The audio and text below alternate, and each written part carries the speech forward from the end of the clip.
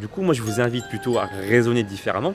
Faites des longues répétitions, vous aurez l'impression de faire une vraie séance de sport avec tous les intérêts que je vous ai cités précédemment. Apprentissage moteur, préparer le tendon à l'effort, muscle le tendon, et au fur et à mesure, chercher les 20 répétitions maximales. Salut mes sportifs et bienvenue sur ma chaîne Alex Levent. Aujourd'hui, une fois de plus, une vidéo complètement improvisée. Je parlais avec une amie, ou plutôt une personne qui travaillait, qui a fait la même formation que moi, lui de ce métier de la forme. Feuille, si tu regardes cette vidéo, je te salue. Et on parlait d'un sujet, elle m'a posé la question, savoir qu'elle débattait avec un autre coach sportif, à savoir, est-ce qu'il est intéressant de travailler avec des longues répétitions pour une personne débutante qui souhaiterait commencer la musculation. Et je vais te partager du coup ce que je lui ai dit. Alors, encore une fois, je n'ai pas la science infuse, hein. Je ne dis pas avoir tout le temps raison, au contraire, je peux avoir tort aussi.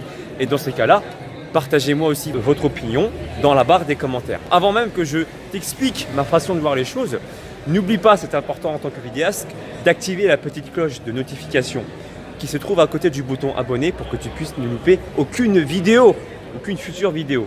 Ça c'est dit. Alors, on va revenir maintenant au sujet. Moi, je lui ai dit que c'était intéressant qu'une personne puisse pratiquer des séries longues pour plusieurs raisons. Déjà, la première raison qui me vient à l'esprit, ce que je lui avais dit, c'est que tu vas apprendre. En fait, tu vas obliger ton cerveau à analyser, à comprendre le mouvement pour que tu puisses bien le maîtriser. Et ça s'appelle l'apprentissage moteur. Le cerveau apprend un geste de par la répétition. Okay, le fait de faire beaucoup de répétitions, ça va te permettre justement, tout comme un enfant qui apprend à marcher, au début il va se casser la gueule et à force de faire plusieurs pas, d'avancer une jambe devant l'autre plusieurs fois, eh bien la répétition va permettre de maîtriser le mouvement. Et bien là c'est exactement la même chose. Donc du coup moi je t'invite à faire des longues répétitions pour cette première raison, c'est-à-dire maîtriser le geste de par le grand nombre de répétitions. Et donc ça, c'était le premier intérêt.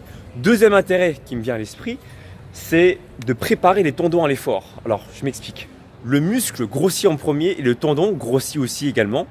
On peut, entre guillemets, muscler, tonifier le tendon, hein, le raffermir ou ce que tu veux, peu importe le terme.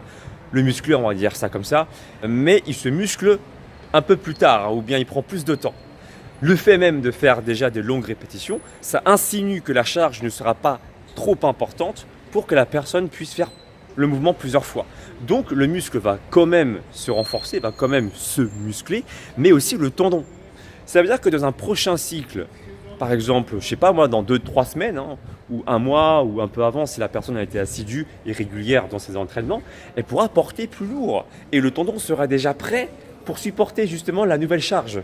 Tu vois ce que je veux dire ou pas? Ensuite, on dit souvent qu'il faut faire des longues répétitions et charger pas lourd à 20-30% de ta force maximale. Qu'est-ce que j'entends par charge maximale? Si par exemple tu fais 20 répétitions maximales, ça voudra dire que la 21e répétition, tu ne sois pas capable de la faire.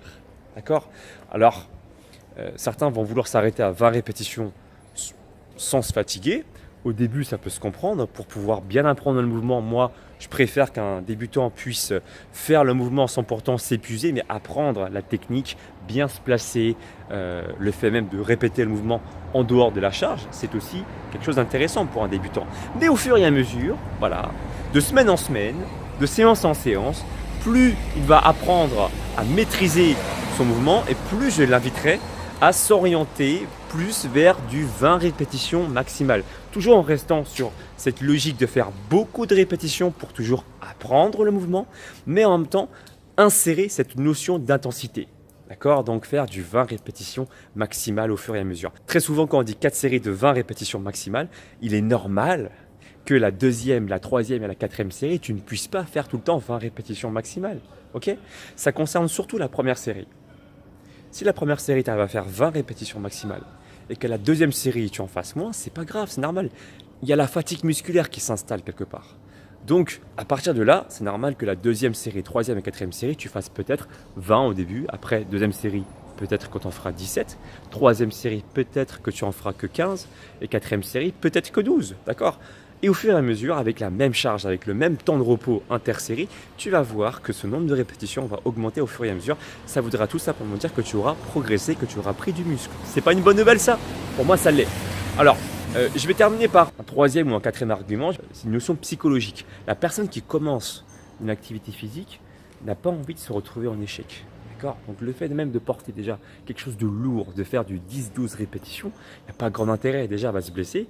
D'autre part, elle va porter des poids complètement ridicules en soi, et puis ça va forcément la démotiver. En tout cas, moi je connais des gens comme ça qui ont un ego quand même. On dit souvent qu'il faut mettre l'ego de côté lorsque tu fais de la musculation, néanmoins c'est vrai que c'est quand même un problème assez récurrent chez la plupart des débutants. Ils n'ont pas envie, même s'il faut mettre l'ego de côté effectivement, mais ils n'ont pas envie de porter non plus des charges ridicules. Du coup, ils ont envie de charger plus. Écoutez, moi j'ai envie de vous dire dans ce cas-là, faites plutôt des longues répétitions. Vous avez l'impression de faire une bonne séance de sport au lieu de vous ridiculiser avec des charges lourdes en faisant n'importe quoi, en faisant travailler des muscles voisins qui n'ont pas lieu d'être sollicités parce que vous allez compenser. D'accord ? Donc là, vous allez vous faire mal. Non seulement le geste sera mauvais, mais en plus, vous allez faire peu de répétitions. Alors du coup, moi je vous invite plutôt à raisonner différemment. Faites des longues répétitions, vous aurez l'impression de faire une vraie séance de sport avec tous les intérêts que je vous ai cités précédemment. Apprentissage moteur, préparer le tendon à l'effort, muscle le tendon.